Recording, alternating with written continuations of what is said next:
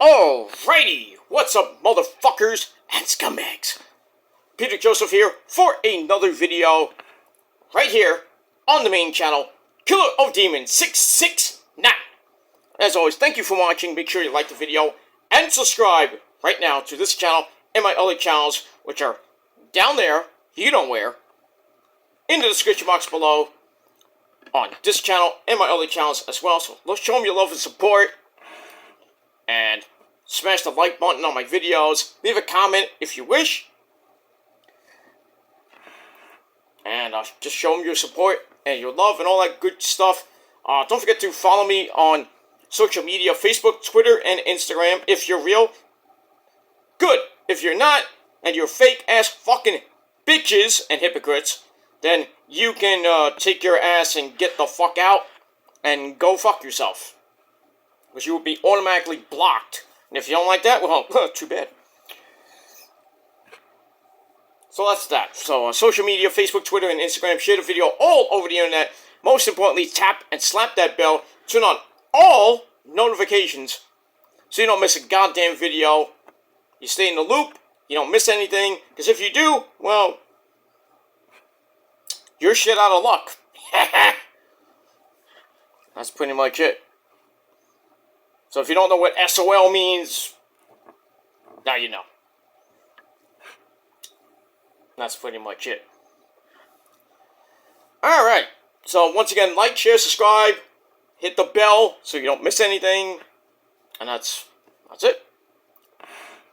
Alright, ladies and gentlemen, on this Sunday evening, late Sunday afternoon, getting close to Sunday evening, Sunday night, here in the Northeast, Labor Day weekend is just about over, ladies and gentlemen. We've got tomorrow, and then we're just going to count down the official days to the end of summer, which is 2 weeks away.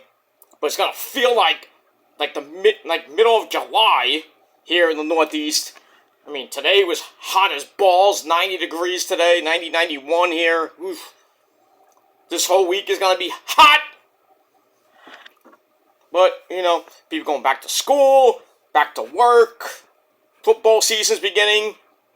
Pretty soon in most cities, you know, it'll be snowing. Green Bay, Minnesota. Well, Minnesota has a dome, so Green Bay. You know, pretty soon you'll be talking, you know, snow and everything in Green Bay. And that's it. But here in the Northeast, we got a long way to go before we even talk about snow. But it is what it is. And that's that. But have a great week, everybody. I hope everybody had a great, is having a great Labor Day weekend. Like I said, tomorrow, the final day of the Labor Day weekend. The unofficial end of summer ends tomorrow. So, the summer, unofficially, is over. But we got 2 more weeks to go before fall begins. And then, before you know it, the greatest day in the world will be here. The greatest month in the world will be here. And that's December. So, don't blink. You'll miss it. And that's pretty much it. Alright. So, like I said, I hope everybody had a great Sunday. Is having a great Labor Day weekend. Last night we had a pretty damn good payback show from the WWE. You know, check out my review on my Peter Joseph channel. It was a pretty damn good pay-per-view, you know, new champion, well, not one new champion, which was the Judgment Day, winning the Undisputed Tag Team belts. Finn and Priest did it and won. You know, congratulations to Fiend Balor, you know, becoming a Grand Slam champ. And all Judgment Day now has the gold. For how long? We'll have to see. We got that. And all the other, you know, Trish getting the crap beat out of her. If you haven't seen the pictures of her bruises, especially on her forehead, oh boy, she got the fucking shit beat out of her by Becky in that cage match. We got that. Mommy Rhea Ripley retained. Obviously, Seth Rollins retained, even though after the match we didn't show on the main program. It was a digital exclusive. Shinsuke beat up Seth Rollins in the aisleway, laid him out, so that feud will continue. There will probably be a rematch at Fastlane coming up. Although there might be a stipulation, but we'll see. So we had all that. Rey Mysterio retained his title against Austin Theory.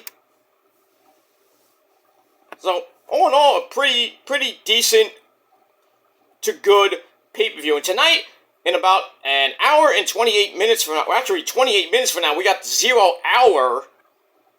So for All Out 5 in Chicago, Illinois. And I'm going to get into this review in just a bit with the crowd and the whole thing with CM Punk getting fired and then Tony Khan basically having to play damage control. Man, Collision last night was, oh boy. And the ratings? Under 350,000? Oh boy. Not going to be a good next, rest of the year for Collision because they got to deal with WWE pay-per-views on Saturdays. They got to deal with college football, baseball playoffs coming your way in October. Collision is going to be a mess. And I would not put the question out there that Collision may or may not be history. They're doing basically like 350,000 a week or less. And they don't have their supposed star that supposedly was going to be on the show, which is Punk. That was Punk's show. Now whose show is it? Bryan Danielson? We'll see what happens with that. Let me move on with that. So tonight should be a pretty. I'm not looking forward to it. There are some good matches that will be on All Out, and we'll talk about that in a little bit. But I want to get through this review and then get to my predictions, which will coincide with 0 Hour. But we shall see what happens with that. Alright, enough about that. Boo, funky! That's bullshit for you dumb people that don't know what it means. So anyway, let's get into the video. And it is time for your late and out-of-date AEW Collision review. For September the 2nd, 2023, we are live from United Center in Chicago, Illinois. And as always, our commentary team of the hermaphrodite himself, that's Kevin Kelly. Don't tell him I said that. he doesn't care. But Kevin Kelly and the man himself, Nigel McGuinness. And that's pretty much it for that. Alright, so raucous crowd in Chicago. Hours before we heard that Punk got fired by Tony Khan for cause. He's terminated his contract. He go, bye-bye. So, the statement came out on Twitter. Everybody and their mother doing videos on YouTube and talking about it on social media. And we're all, we're like, oh, fuck Payback. Let's watch Collision and see what the fans do, what Tony Khan has to say. But not that many fans watched. Like I said, under 350,000 actually watched Collision. And then we're watching Payback at the same time. But anyway, we start off Collision with, guess who? Tony Khan! Man. Welcomes to the show, announces that he had fired Phil Brooks, aka CM Punk, with cause. Where's my notes here? Oh, here we go. With cause, he said he feared for his life, he was in danger, he didn't want to endanger other people that really made Collision and what AEW is today. He endangered people, including himself. He's like, in my 40 years of being a wrestling fan, I never had to deal with something like this, And there were reports that Punk lunged at Tony. That's why the monitors went all over the place. And somehow Joe had to be the voice of reason and, tell Punk to shut the fuck up and cool his jets.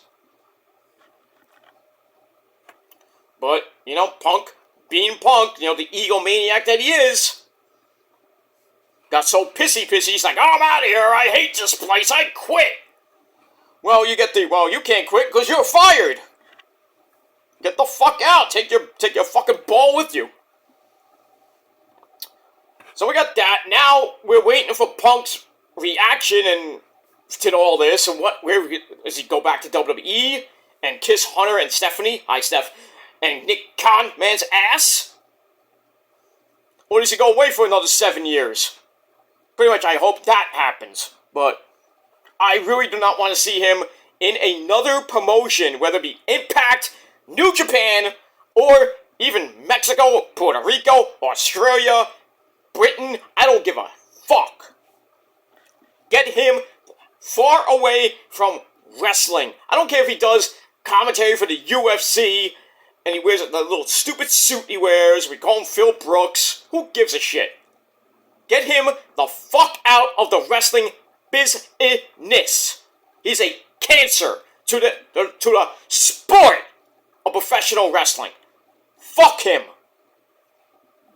And I was a fan. Yeah, I was a fan.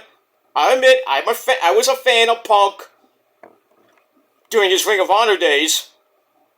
Not so much his WWE days. And even when he came to AEW, yeah, I did a video marking out.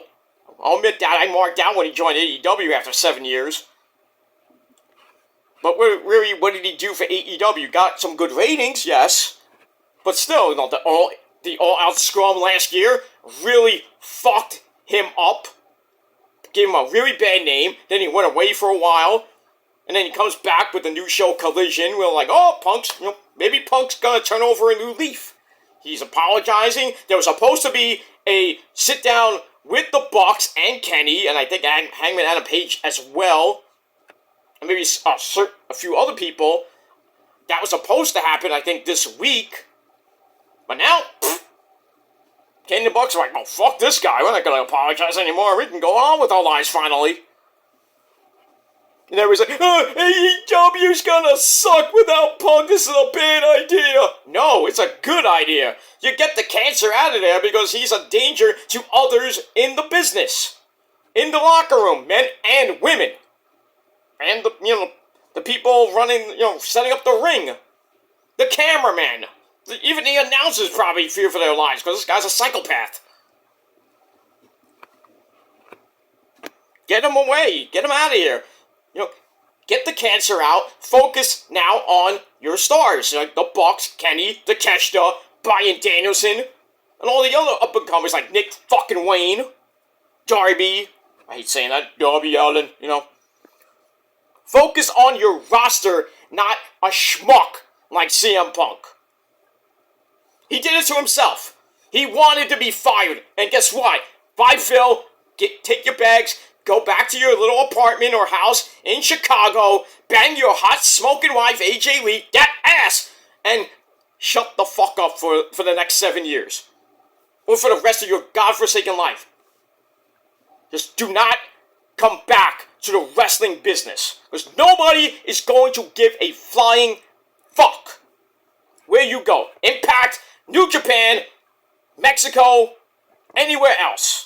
Even if you do indie work, nobody's gonna see you. Except for, Marks. But you lost a ton of respect with the wrestling community, Phil Brooks. You lost a ton of it. And I don't give a shit what you say in the interview. You brought it on yourself. Because you're an egomaniac. And I really hope the people that got banned from Collision, like Adam Page, Jack Perry, Christopher Daniels, a couple other people, I hope we'll see them on Collision now. But that remains to be seen. And Jack Perry, even though you instigated the fight, and you got lucky you did not get fired yet, Jack Perry got a slap on the wrist from Tony Khan. You're suspended? You get to keep your job for now.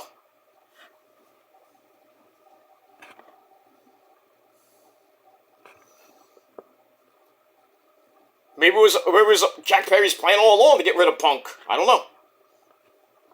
But, yeah, Punk, you go bye-bye, so long, farewell, and whatever you say in that interview, which would be highly watched or listened,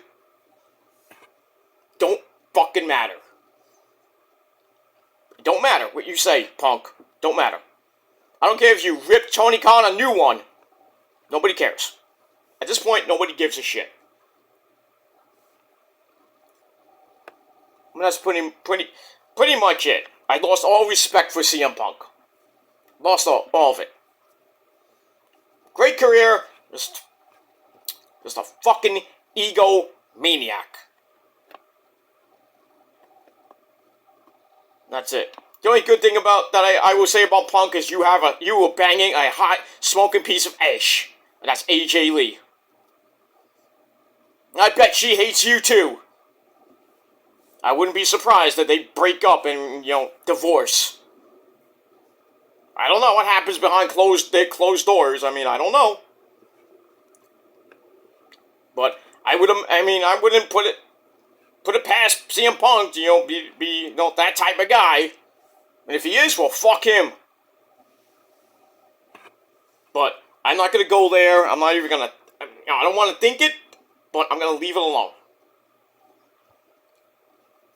So we'll just wait to see what he has to say, but I would think a lot of people in this so-called community are not going to give two shits. I certainly don't. And if you're a CM Punk mark and you hate what I have to say, well, too fucking bad, because this is my opinion, my show. And if you don't like it, fuck you.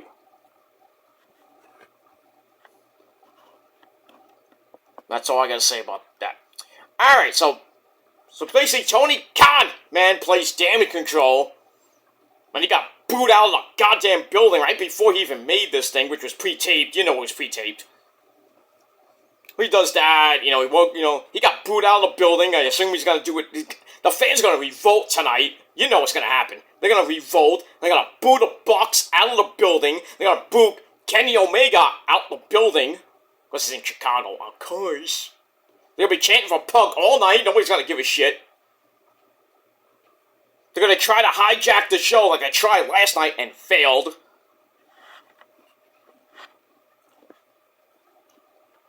I mean, it is what it is. Not that. Alright, after that, we get a recap of All In. Then we get the Pyro. We're live from the United Center in Chicago. And we start off with my good friend, the legendary commentator himself, the man who should be in the Hall of Fame, and that is the man himself, my good friend, Tony Baloney Schiavone. He's a good man. He's a good lad. He's a good man. I would love to meet him and talk about the XWF. He won't even know what the hell I'm talking about, but he knows. Deep down, he knows. But anyway, Tony's in the ring. We got some CM Punk chants. Nobody gives some shits. But anyway, Tony talks about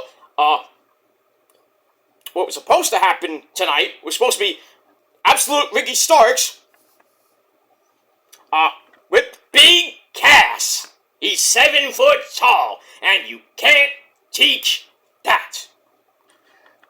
He went on Twitter or X to challenge Ricky the Dragon Steamboat to a strap match. So Tony brings him out. He comes out with Big Cass. Brings out his weight belt. So Schiavone's like, Ricky, you issued a challenge to Ricky the Dragon Steamboat, a 70-year-old man. Are you fucking out of your mind? So Ricky's like, give me the mic, motherfucker. Hey, you asked nicely. You didn't say please. Where's your manners, Ricky? That's a legend you're getting the mic from. You do that to JR, I would fuck you up. No, I wouldn't, actually, but...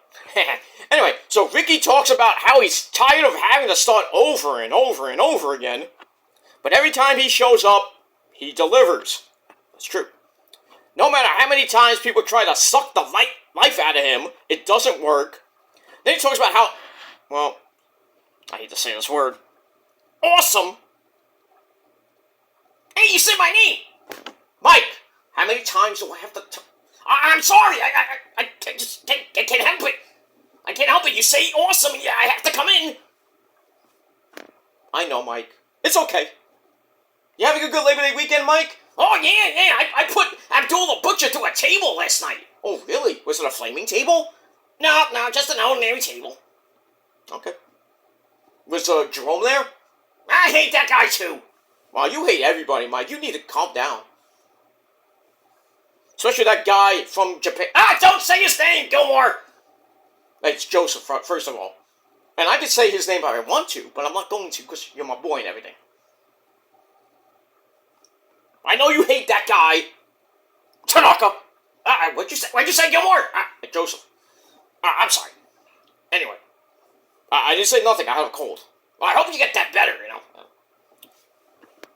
But anyway, yeah, Mike, you want to say anything to your fans? You really want to say anything? I'd just like to say bye! Okay, get out of here. And tell Jerome I said hi. Motherfucker. I was watching some old ECW clips from 2000 at the world famous Elks Lodge in Queens, New York City. There were some ones that brought back some memories, I'll tell you that much. Just gonna leave it at that. Anyway. Alright, so he talks about that, and how awesome he is, awesome Big Cass is for everything he's done, basically kissing his ass, including overcoming addiction, which almost killed him. So Ricky's like, I'm so angry that I want to cry, but this is wrestling. There's no crying in wrestling. Actually, there is. But he'll do what he needs to do.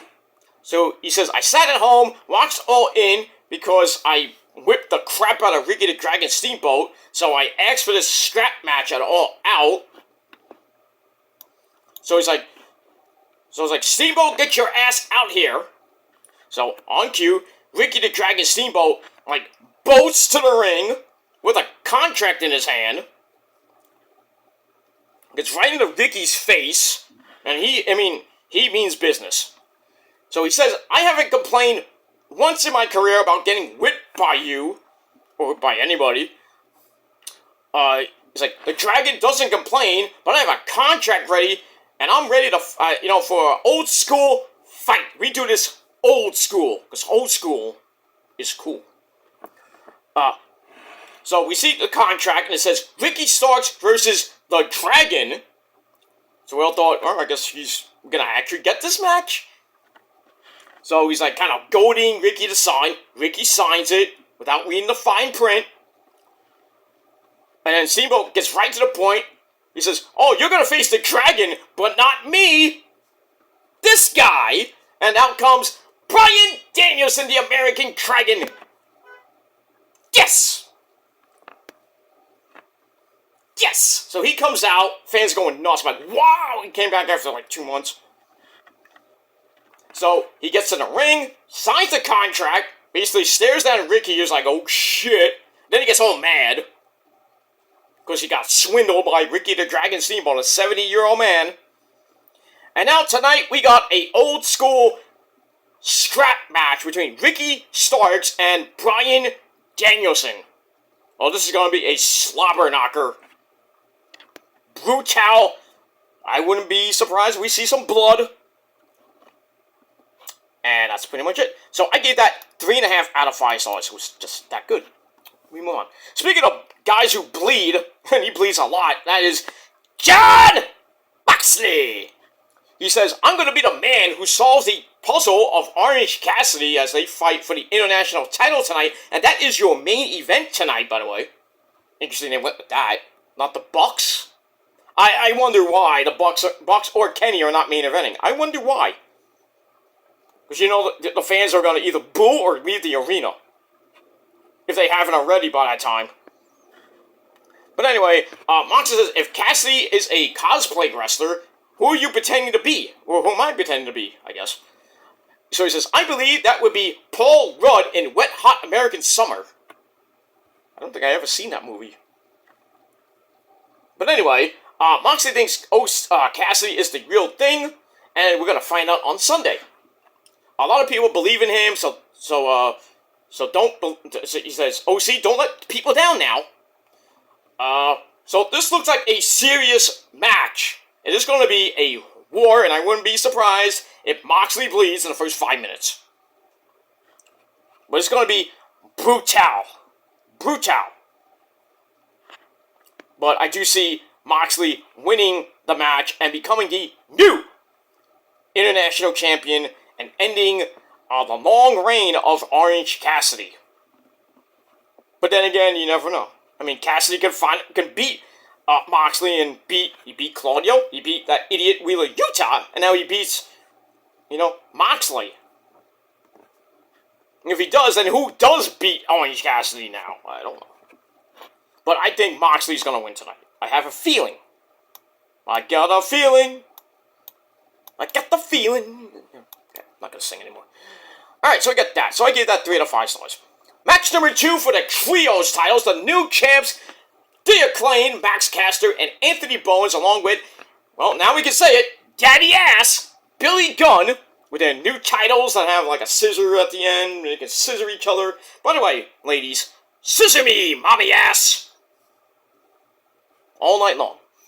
Alright, so they're defending for the first time against, well, the remnants of the Jericho Appreciation Society. And that's 2.0, Angelo Parker, Daddy Magic, Matt Maynard. You want to know what makes Daddy Magic's nipples hard? You want to know? Go to this podcast on YouTube, and you can ask him. He'll tell you. Anyway, they team up with the dancing fool, Daniel Garcia. Match itself was okay. A lot of back and forth they went. Like Garcia starts dancing, and he's like, "Suck it!" to Billy Gunn. Okay. Daniel Garcia with a power driver into a double implant DDT, then locks in the Dragon Tamer, has Bowens in trouble. He was in trouble for most of the match, through the break, come back. He gets the hot tag to Max Caster, who cleans house. And then Garcia takes him down with a backbreaker, and then he kind of fell back into his corner, and Matt Maynard tagged himself in, which kind of didn't sit well with Mr. Garcia. Caster hits a running clothesline. He tags in Daddy Ass, who comes in, kind of cleans house. He looks like he was about to go for the Famouser, and he's telling, I think it was Matt Maynard to suck it. And then he got distracted by, I didn't even know he was there, Jake Hager, Weed, the people. So he's there without his creepy purple hat. I like that hat. But that doesn't last long. The distraction, I should say, that didn't last long as Daddy Ass hits the Famouser on Matt Maynard. And then Anthony Bowens, they hits the Arrival into the mic drop, the elbow, not the Macho Man elbow raining down from heaven. Oh yeah, dig it. Not that one, but the mic drop, the elbow off the top by Max Caster. 1, 2, 3 in 8.5 minutes. The Acclaimed retained the Trios Championship in their first defense. You didn't think they were going to lose, did you? Nah. So, match itself was okay. 3 out of 5 stars. And that's it. We move on. Alright, after that we go to Lexi Nair in the back. And her guests are the Dark Order, who just won the Battle Royal on Rampage. They get a shot at the Ring of Honor Tag Team Champions. That's Better Than You, baby. MJF and Adam Cole, baby. So, I was hoping to be the Kingdom, but they weren't even in the fucking thing. By the way, the pre-show's about to start, so I'm going to try to get this done quick. Not too quick, but it is what it is.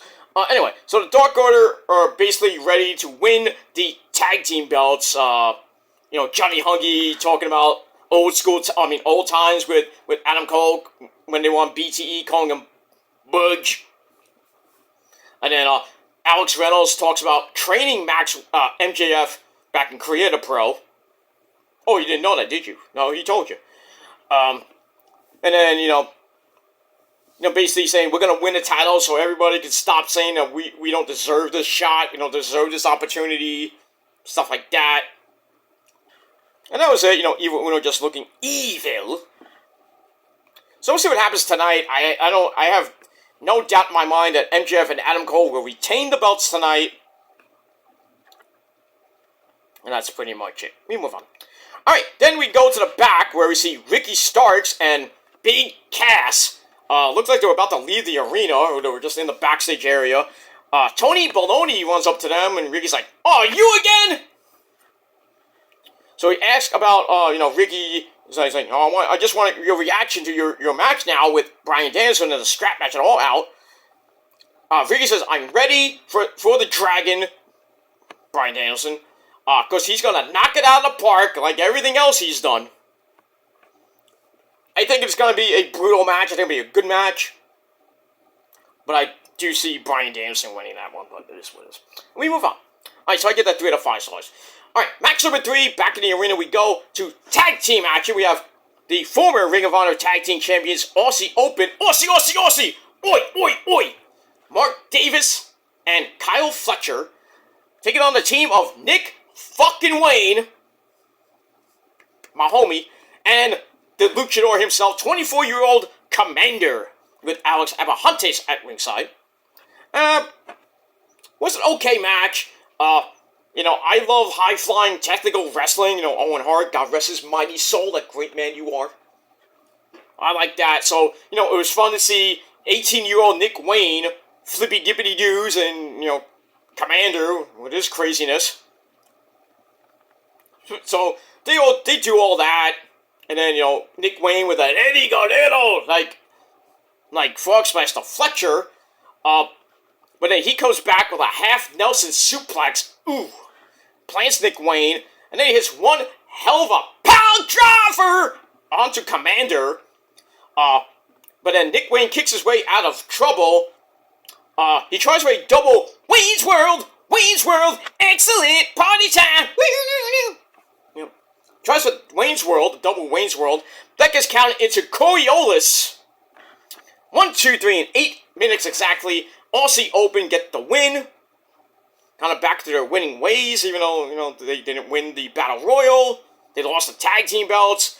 Now it looks like they're going to be facing Jericho and Sammy Guevara, the Spanish God, on Wednesday Night Dynamite. And we'll see what happens with that. So this match, pretty decent, and I gave it 3 out of 5 stars. And that's pretty much it. We move on. Alright, after the match, Tony Baloney gets in the ring, talks about how he's upset with Darby for giving AR Fox, and then on cue, Darby Allin, how you doing? I come from Seattle, weigh 125 pounds, soaking wet, it's not even the rain doing it. So Darby comes out, says, I've known this guy since he was 8 years old. He burned a bridge with Nick Wayne's father back in the day when they were training and all that stuff with his mom and all that shit. They didn't make up before he died. And he didn't want something similar to happen to AR Fox. So now he wants Nick Wayne to do the same thing. So he talks about challenging Luchasaurus for the TNT title at All Out. And he wants Nick Wayne to be in his corner. Okay. That's nice. Because, Christian will be in Luchasaurus' corner. Speaking of Christian! Christian comes out, and Nigel with the line of the night. Oh, it's the Father of the Year! So he comes out with Luchasaurus, the champ. So Christian says it was mean of him to ask about Nick Wayne's dad without asking for his mom's name. Oh, man. Savage. So he's like, maybe I should slide into her DMs and try to change that. You sick man. Aren't you married? Well, actually, you were divorced there, Christian, so you probably could do that. Christian talks about how we're in the United Center. These people know how to smell a loser from a mile away. Ooh. Ouch. Getting that heat, baby. Getting that heat. Not the Miami Heat, but I'm talking about heat. That's so like a dig at the Bulls, big dig at the Bears and the Blackhawks. Both of them suck. Bulls, not so much. Well, nowadays they kind of do. But last couple of seasons they were like mediocre.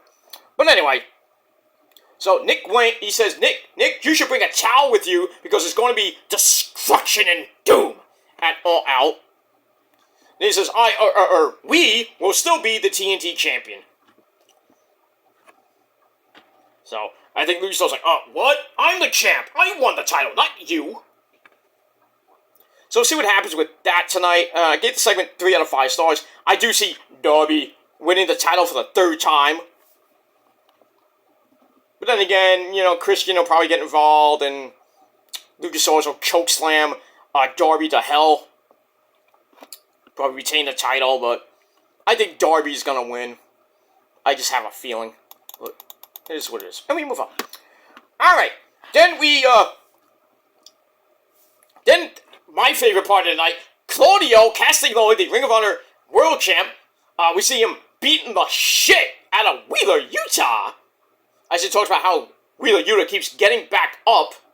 Because Wheeler Yuta's the type of guy that gets beat up because he sucks. I guess, I don't know. He's the type of guy that takes a beating and keeps on ticking. he's like a Rolex. Anyway.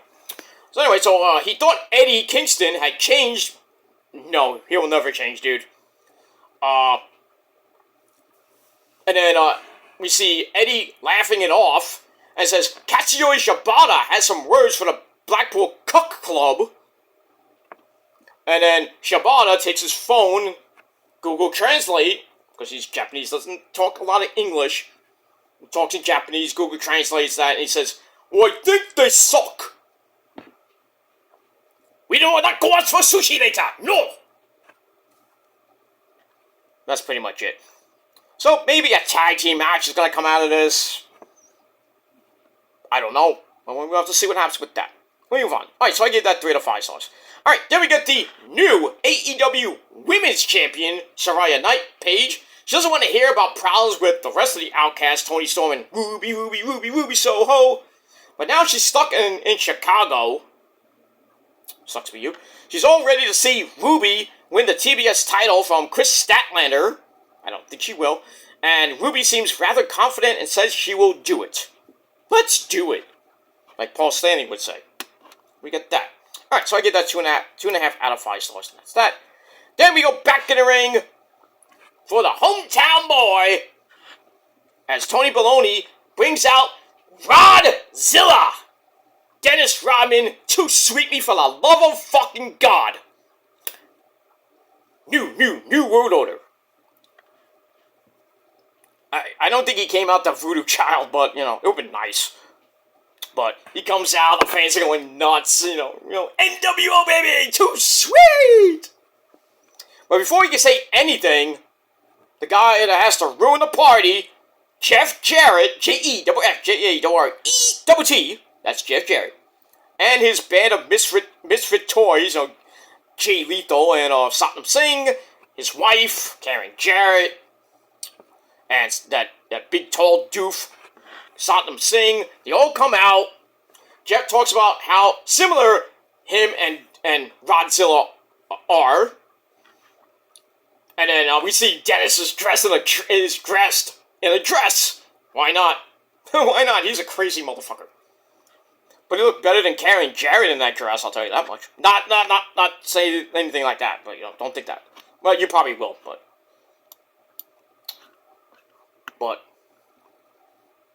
if I was a female, I would think some things, but it is what it is.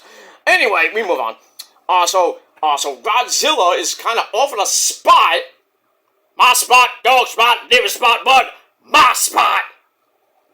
On their team. So he's like, I'm not gonna join your team. Then he shoves down Satnam Singh. Ooh, interesting. And then Billy Gunn and the Acclaim come out. And we get we got a new match for All Out for the Trios Championship. That's going to be The Acclaimed and Daddy Ass taking on Jeff Jarrett, Satnam Singh, and Jay Lethal for the Trios Championship. And Rodzilla will be in The Acclaimed and Daddy Ass's corner. Interesting. So we'll see what happens with that. Obviously, I think we all know who's going to win that. That's going to be The Acclaimed. But I would love for Rodzilla to come in the ring, take that schmuck, freaking, the original player from the Himalaya, Sanjay Dutt, and give him a good old-fashioned, well, they're not going to get, he is not going to do it, but it'd be nice to give him a good old-fashioned Gilmore cutter. Bang! I'd love to see that. I really would. but we move on with that. And that's it. Alright, so yeah, impromptu title match coming your way tonight. So I gave that segment 2.5 out of 5 stars. Alright, then we go to Lexi Nair in the back. Her guest this time is Shane Taylor of Shane Taylor Productions. He has a Ring of Honor TV title match tonight against Samoa Joe. That's going to be a big beefy man slapping meat match in that ring. So it's all ready to go. He says, I'm going to beat Joe, end his long as fuck title reign. Joe comes in and says, I don't think so. And he's like, I'm going to take you out. Ooh. So we'll see what happens with that. And we move on. And that's that. Alright, then we go to, I think this was around the death slot. Six woman tag team action. We have Hikaru Shida, the TBS champion Chris Statlander, and Dr. Britt Baker, DMD, baby, as they take on the entire Outcast, Toni Storm, Ruby Soho, and the AEW Women's Champion Saraya Knight. I was thinking that we'll see more of Britt Baker and Hikaru Shida. Can they coexist again? You know, there's a little bit of tension and problems here and there, but really didn't see much of that. But in the end, Statlander power slam Saraya, but Toni Storm hit Saraya by accident. Oops, on the save, and then everything breaks down. All six women in the ring. Saraya spray paints Britt Baker with the green spray, which allows Ruby Soho to hit No Future on her. 1, 2, 3. So even with the tension between Saraya and Toni Storm, the Outcasts get the win in 8 minutes. Match was alright. Gave it 2.5 out of 5 stars, but something to look forward to. Maybe they'll start breaking up the Outcasts. And maybe at Grand Slam, we'll see Saraya defend the belt against Toni Storm. But we shall see what happens with that. And we move on. Alright, after that, we go to Maxwell Jacob Fartknocker, MJF, who's not here. So Adam Cole, baby, we saw some insults to Dark Order that MJF sent him via text message. Some of them were funny, and one is just kind of very not safe for work, Al. You know, not so good. Too disgusting to read, so we'll save that for later. So that's it, the Hype Dare match. And I give that 3 out of 5 stars. And then after that, Chris Statlander cuts a promo, knows the Outcasts are going to use the spray paint again tomorrow. And then on cue, the Outcasts come in, and then we get like a 3-on-1 yelling fest.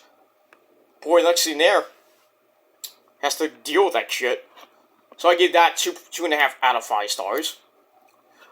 Then we get to Powerhouse Hobbs at a 7-second squash fest as he takes on a guy named GPA.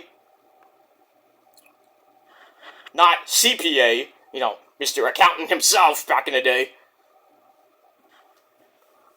Beats him with a Spine Buster. 7 seconds, good night. Blah, blah, blah. After the match, Mito comes out. Mito smash CJ Penny, pussy. Yeah. He comes out. We have another brawl. Guess what? We'll probably have a rematch. Well, actually, not a rematch, I should say. They have that big match tonight. That's going to be a big, beefy man slapping meat match. Ooh, can't wait for that. Alright, after that, we got an all-out rundown. We got a battle royal.